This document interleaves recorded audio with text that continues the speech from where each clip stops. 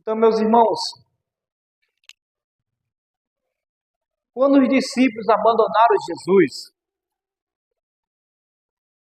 o anjo manda um aviso para Jesus encontrar com eles novamente. Então, de todos os discípulos, o que mais tinha sofrido e estava sofrendo era Pedro. Pedro estava sucumbindo, a tristeza sucumbindo ele. Porque Pedro tinha negado, era líder, era para dar exemplo. E Pedro tinha negado 3 vezes. O que acontece? O céu tinha perdoado Pedro. Por isso que o anjo falou para as mulheres: avisa para meus discípulos e a Pedro. Muito obrigado, irmão. Deus abençoe grandemente. Em nome de Jesus. Amém. Então os anjos falou: avisa para meus discípulos e a Pedro. Por quê? Botou Pedro entre parênteses. Porque a dor de Pedro era maior. A tristeza de Pedro estava profunda, Pedro tinha negado. E Pedro ainda estava lembrando do rosto de amor de Jesus, o semblante de Jesus, a angústia que Jesus passou, ele não tirava da cabeça. E o céu tinha perdoado ele, o céu exemplificou Pedro, avisa aos seus discípulos e a Pedro que Jesus vai se encontrar de novo lá na Galileia, na praia da Galileia. E quando Jesus encontra eles novamente, depois de ressuscitado, Jesus pega Pedro assim e diz: Pedro, tu me amas? Jesus, Pedro disse: eu te amo, tu sabes que eu te amo. Pedro, tu me amas? Diz que o amor, um texto muito interessante que eu peguei aqui, para você ser um discípulo de Jesus, e o trabalho não for fracassado, é o amor. Eu vou ler esse texto aqui. Diz assim esse texto: a pergunta dirigida a Pedro por Cristo era significativa. Ele mencionou apenas uma condição de discipulado e serviço. Ama-me, disse ele. Esta é a qualificação essencial. Ainda que Pedro possuísse todos os dons, se ele não amasse, seria um fracasso do seu ministério. Se ele não amasse Cristo. Por isso que era um significado ali. Ama-me. Pedro poderia possuir talentos, irmão. Vários talentos. Mas se Pedro não amasse a Jesus, é igual a um ministro. Se um pastor, ele pode ter várias qualificações, ele pode ter vários talentos. Mas se ele não amar Cristo, a obra dele é um fracasso. Está escrito. É um fracasso. Então diz mais, ó. Esta é a qualificação essencial. Ainda que Pedro possuísse todas as outras, sem o amor de Cristo, não podia ser um fiel pastor do rebanho do Senhor. Conhecimento, liberalidade, eloquência, gratidão e zelo são todos auxiliares na boa obra, mas sem amor de Jesus no coração, a obra do ministro cristão é um fracasso. Por isso que Cristo perguntou 3 vezes: ama-me? E quando Jesus viu que Pedro estava preparado mesmo, amava, estava qualificado, estava maduro, aí Cristo falou assim para Pedro: olha, Pedro, eu vou revelar o teu futuro. Falou que Pedro ia morrer crucificado também. Teu fim vai ser esse. Tu serás crucificado. Embora que quando foram crucificar Pedro, ele lembrou que tinha negado Cristo, ele pediu para botar ele de cabeça para baixo. Ele lembrou do pecado. Mas ele poderia, ele já era digno, ele poderia morrer semelhante ao mestre. Ele disse: não, eu não sou digno de morrer semelhante ao mestre, não sou digno. Pediu para colocar ele de cabeça para baixo. Mas o céu já tinha perdoado, Jesus já tinha perdoado. Aí o que acontece? Quando Jesus estava conversando com Pedro, João foi chegando, João evangelista, João que escreveu o Apocalipse. Aí ele disse: Senhor, e o fim desse aí? E o fim desse aí? Aí Cristo dá uma repreensão, né? Assim deu Jesus a conhecer a Pedro a própria maneira de sua morte. Predisse mesmo o estender de suas mãos sobre a cruz. Outra vez disse ao discípulo: segue-me. Pedro não ficou desanimado pela revelação. Estava pronto a sofrer qualquer espécie de morte pelo seu Senhor. Amém? Então ele perguntou o final de João Evangelista. Está em João 21, versículos 20 e 22. Enquanto Pedro caminhava ao lado de Jesus, viu que João o seguia. Apoderou-se dele um desejo de conhecer o futuro daquele e disse a Jesus: Senhor, e deixa aí, que será? Disse-lhe Jesus: se eu quero que ele fique até que eu venha, que te importa a ti? Segue-me tu. João 21, versículos 20 e 22. Então, João foi o único que Deus não permitiu que morresse de morte matada. Todos morreram. Ele morreu de velho na ilha de Patmos. Foi o único discípulo que Jesus permitiu revelar o futuro para toda a humanidade. Então toda a revelação do Apocalipse foi dada a João. João foi levado para a ilha de Patmos, era uma ilha que era banido só criminoso. Eram os criminosos que iam para lá. Mas lá de Patmos foi feita a porta do céu. Diz que Jesus Cristo e os anjos faziam visitas naquele lugar. E foi lá que veio a revelação do Apocalipse para nós. Então João, ele foi tão abençoado que o imperador Domiciano estava cheio de ira, mandou botar João aonde? No óleo, tambor de óleo fervendo. Joga ele lá. João foi jogado no tambor de óleo fervendo, saiu com vida. Deus não quis que ele morresse, morte matada.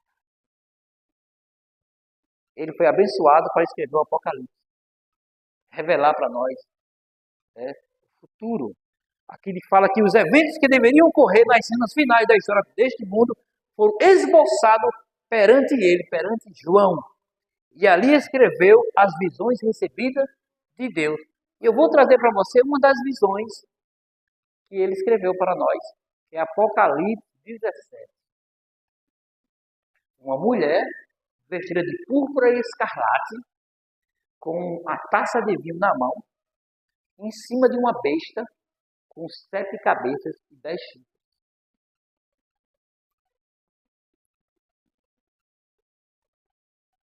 Sete cabeças e 10 chifres essa mulher. Então diz assim, ó. E veio um dos 7 anjos que tinham as 7 taças e falou comigo, dizendo-me: vem, mostra-te a condenação da grande prostituta, que está sentada sobre muitas águas, com a qual fornicaram os reis da terra e os que habitam na terra, e se embebedaram com o vinho da sua fornicação. E levou-me em espírito a um deserto e vi uma mulher assentada sobre uma besta de cor de escarlata, que estava cheia de nomes de blasfêmia, tinha 7 cabeças e 10 chifres. A mulher estava vestida de púrpura e de escarlata, e adornada com ouro e pedras preciosas e pérolas, e tinha na sua mão um cálice de ouro cheio das abominações e das imundícias da sua fornicação. E na sua testa estava escrito o nome Mistério, a mãe das meretrizes, né? Então, o que simboliza isso, né? Na época de Ellen White, existia muitos teólogos que traziam o significado desse símbolo aí, desta mulher com esta besta, com essa besta de 7 cabeças. Muitos estudiosos na época de Ellen White diziam que eram os 4 reinos que Daniel contou a visão do Nabucodonosor, né? Que era Babilônia, Medo-Pérsia, Grécia e Roma. Aí colocava a ponta pequena, colocava o papado, a ponta pequena, e colocava a besta do mar, a besta da terra. Já outros teólogos diziam assim, ó, diziam que era os 4 reinos, que é Babilônia, Pérsia, Grécia, o Império Romano e o papado. A 6ª e a 7ª cabeça corresponderam à França volucionária e aos Estados Unidos. E já tinha outros teólogos da época dela que diziam assim, ó, que era Síria, botava Egito, Assíria, Babilônia, Pérsia, Grécia, o Império Romano e o papado. Deixa eu pegar aqui o lápis.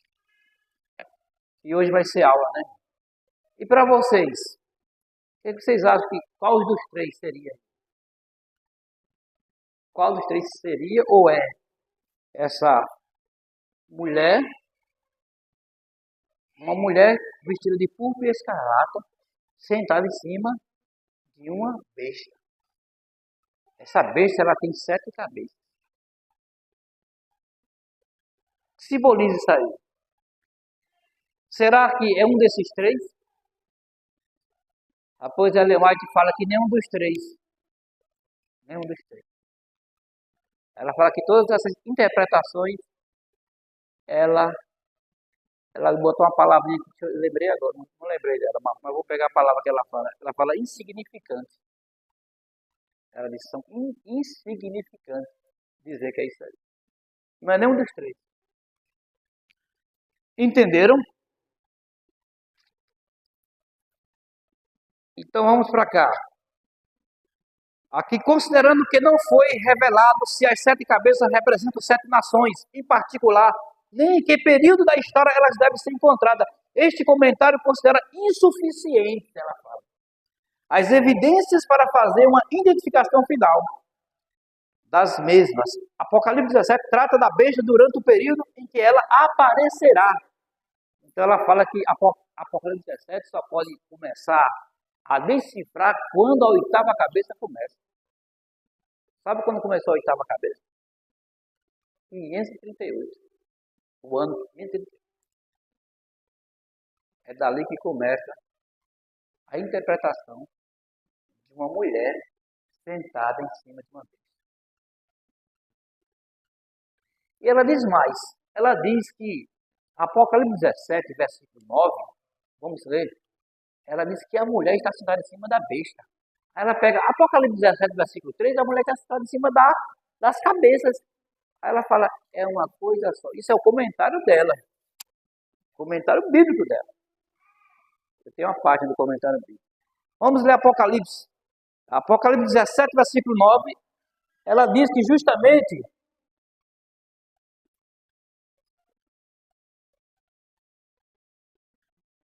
e diz mais que para interpretar as 7 cabeças não depende da identificação. Para interpretar a besta não depende da identificação das 7 cabeças.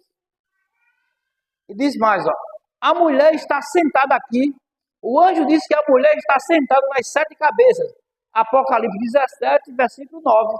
Ela está sentada nas 7 cabeças. Não é isso? Está conferindo aí? 17, versículo 9. A mulher está sentada onde? Em cima das 7 cabeças. E se você vai para o verso 3, ela fica sentada em cima da besta. Verso 3. Comentário bíblico de Ellen White, 948, a página. O que é que ela fala? Ao passo que no versículo 3, ela é mencionada assentando-se simplesmente na besta. Logo, tudo indica que sentar-se nas 7 cabeças é o mesmo que se assentasse na besta. É o mesmo. Ponto final. Portanto, não há distinção acentuada entre a besta e suas cabeças. É provável que não haja a intenção de estabelecer uma distinção. Comentário bíblico de Ellen White, 948. Aqui há sentido. Quem tem sabedoria, as 7 cabeças são 7 montes, sobre as quais a mulher está assentada. E são também 7 reis. 5 já caíram, e um existe, o outro ainda não é vindo. E quando vier, convém que dure um pouco de tempo. E a besta que era e já não é, e ela é também o 8º, é um dos 7 e vai à perdição. Então 5 já caíram. Eu sei da interpretação desses 5 que já caíram aqui. Quando João falou isso, estava no Império Romano, que era o 6º. Ao 7º que veio, era Encharca de Ravena. A 8ª cabeça foi o papado. Depois eu vou revelar para vocês qual foi o 5 que já caiu. Então, a 8ª cabeça chama o papado. Quando fala a 8ª, quer dizer uma síntese. É uma síntese. Síntese é um conjunto. Então, a 8ª representa os 7. Tudo é um conjunto. Ela comenta. Diz mais, dos 7, parece que a besta em si, o 8º, é a mesma a qual foram anexadas as 7 cabeças. A ausência do artigo definido antes da palavra oitavo sugere que a besta era a verdadeira autoridade. Comentário bíblico 949. Por trás das 7 cabeças, portanto, ela é a mais do que apenas mais uma cabeça. A oitava de uma série. É a oitava de uma série. É a síntese e o clímax. E o clímax delas, a própria besta. No grego, assim como na língua portuguesa, a palavra para o oitavo está no masculino. Portanto, não pode se referir a uma cabeça. Palavra do gênero feminino. É um todo. Sabe o que é uma síntese? Eu peguei aqui o que é uma síntese. Síntese é um método, processo ou operação que consiste em reunir elementos diferentes, concretos ou abstratos e fundi-lo num só coerente. Então, as 7 cabeças é uma coisa só. As 7 cabeças é a besta. E a besta é Roma. Coisa só. A mulher representa um poder religioso. A besta, com as 7 cabeças, representa um poder político.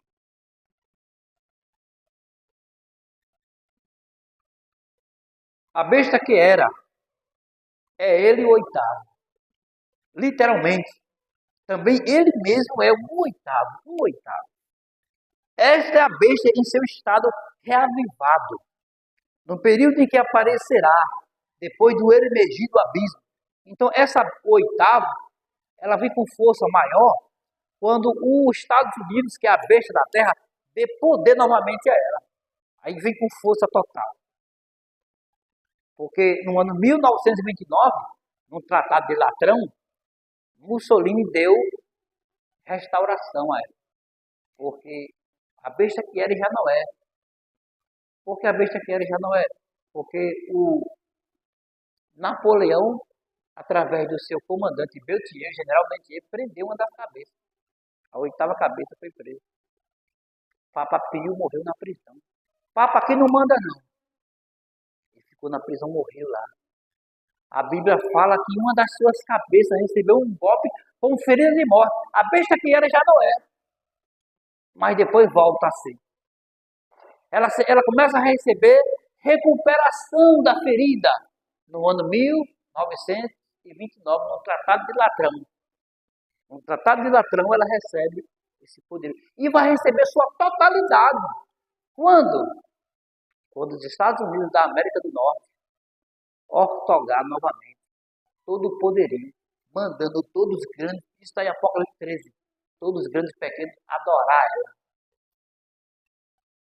O grande conflito diz assim, Roma sabe ler o futuro. Ela espera com paciência quando chegar o momento dela ser homenageada pela besta da terra. Ela só espera, ela vai ser. Quem vai ser a imagem da besta é o protestantismo apostatado, não é o católico. Ela vai só receber o poderio. Então, quando começou a besta, o poder que sucedeu o Império Romano e recebeu do dragão o seu poder, o seu trono e grande autoridade é Roma, Roma papal. Das ruínas da Roma política levantou-se um grande império moral na forma gigante da Igreja Católica. Essa identificação se confirma nos detalhes citados nos versículos seguintes. Comentário bíblico. Então aqui fala que são poderes políticos. 7 cabeças também são vistas na besta que emerge no mar.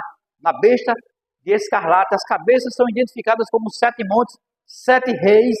Parece razoável concluir que as 7 cabeças do dragão representam os poderes políticos que apoiaram suas causas por meio das quais ele exerceu perseguição. Alguns argumentam que o número 7 aqui é usado no valor arredondado, que significa completude, não sendo necessário encontrar 7 nações específicas por meio das quais Satanás atuou. Comentário bíblico de Ellen White. Monte, símbolo profético frequente. Então vamos passar. Quando começou Aqui fala que aquela mulher é a Santa Sé. Santa Sé de Roma. Simboliza isso. Certo? Aquela mulher sentada em cima de uma besta.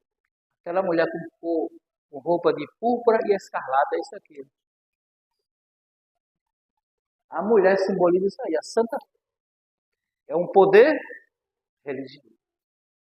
Aquela mulher é a Santa Sé. O grande conflito fala.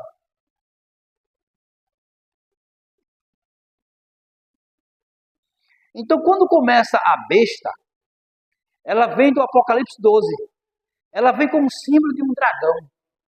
Dragão vermelho com 7 cabeças. Aí quando vai para Apocalipse 13, muda o símbolo. Por que muda o símbolo? De um dragão vermelho, bota outro símbolo. Sabe por que mudou de símbolo do Apocalipse 12? O 13? Quem sabe dizer por que mudou de símbolo? Mudou de símbolo porque deixou de ser pagão. Passou a ser religioso. Aquele dragão que perseguia os cristãos era Roma pagã. O 13 já bota Roma papal. Roma religioso. Muda, por isso que mudou o símbolo. Porque já entrou o cristianismo ali. Aí quando chega para Apocalipse 13, já é essa figura aqui, Apocalipse 13, ó.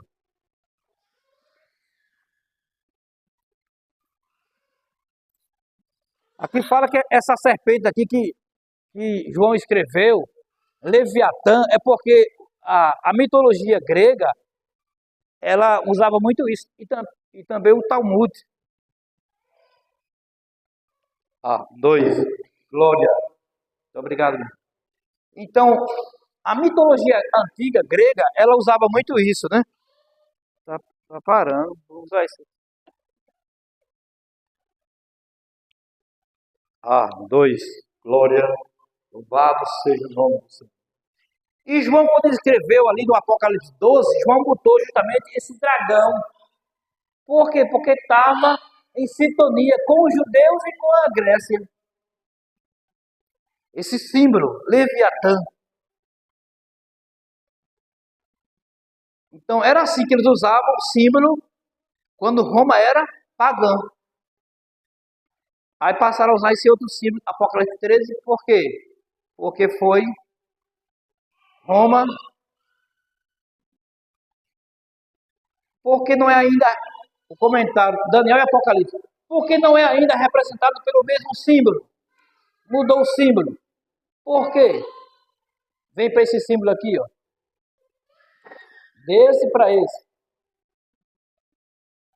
Porque esse símbolo aqui, ó, aqui já começou a 8ª cabeça.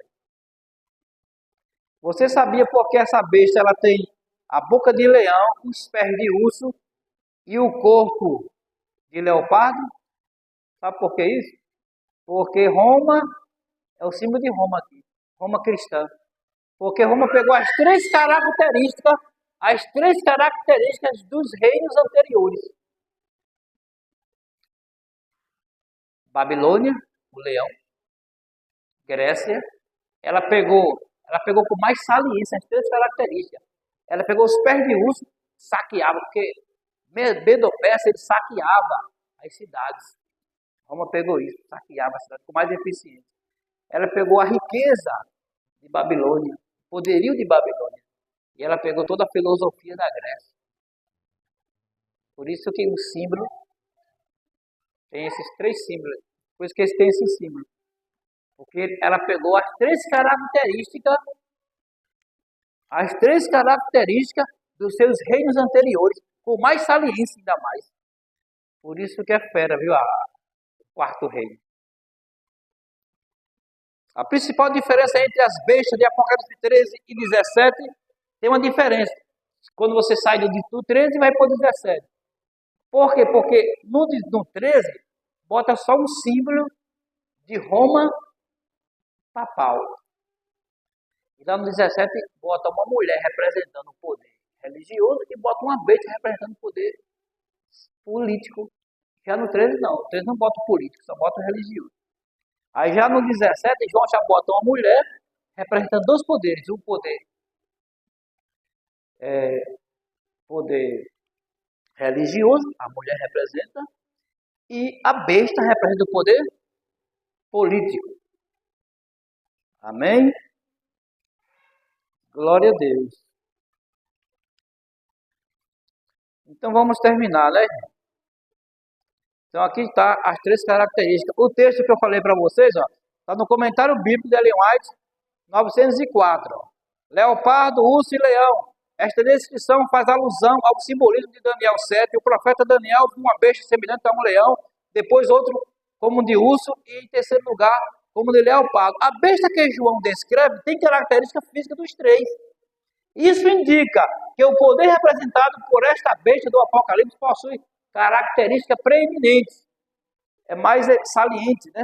Elevado nos reinos da Babilônia, Pérsia e Grécia. Alguns observaram que João menciona esses poderes na ordem contrária do seu domínio histórico a olhar para eles em retrospectiva. Então, do ano 538 a 1798, é justamente onde começa a oitava cabeça. Perguntas, disse mais, dos que caíram ou desapareceram, logo diz, um existe. Dois. Vamos terminar aqui. Isto é, o sexto está só falhando, né? Cair, né? É a bateria, né? A besta que era e não é. É ele o oitavo. É o oitavo rei. E procede dos sete. Por esta explicação dos sete reis, entendemos que quando o que ainda não chegou, no momento em que João descrevia, aparecer no cenário, chamava oitavo, embora realmente procede dos sete, no sentido em que absorve e exerce seu poder. Então, a besta que era e já não é, ela procede dos sete. Ela justamente é o oitavo. É a bateria. Caindo, só. Eu aperto, ela cai. Então, meus irmãos, eu peguei num livro chamado Daniel e Apocalipse, de Uri Smith, e lá ele dá um comentário. Eu vejo o comentário dele mais propício, né? Batendo junto com Ellen White. Que os 5 que já caíram são 5 formas de governo que Roma exerceu. Realeza, consulado, decemvirado, ditadura, triunvirato e o império, que era justamente no tempo de João. Império Romano, que era justamente aquele dragão com 7 cabeças, todo vermelho. Ali era o Império Romano. Começou ali. Então o que acontece? Os 5 que já caíram são formas de governo que Roma utilizou. Realeza, consulado, decemvirato, ditadura, triunvirato. Triunvirato eu estudei muito, quando pegou aqueles 3 poderes, né? Júlio César, aquele Marcos e outro lá. Aí veio o Império, que era no tempo de João, e teve um que durou só 62 meses. Por isso que ele fala assim, 5 já caíram, um existe, que era o Império. O outro, quando vier, durará pouco tempo, que era em Charco de Ravenna. Durou 62 anos. Aí depois de Charco de Ravenna veio o papado, que é o oitavo. Está até hoje. E é com ele que vai se cumprir. O oitavo reino, a oitava cabeça, é o papado. 538 começou.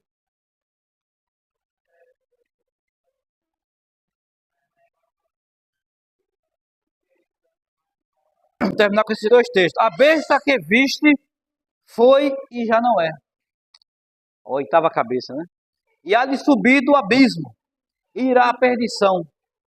É o único reino que não tem substituto, é Roma. Todos substituídos, menos ela. E os que habitam na terra, somos nós, né? Cujos nomes não estão escritos no livro da vida, desde a fundação do mundo, se admirarão, vendo a besta que era e já não é. E ela foi presa ali na Mussolini, ou por General Berthier. Aí, quem vai dar poder a ela agora? Os Estados Unidos.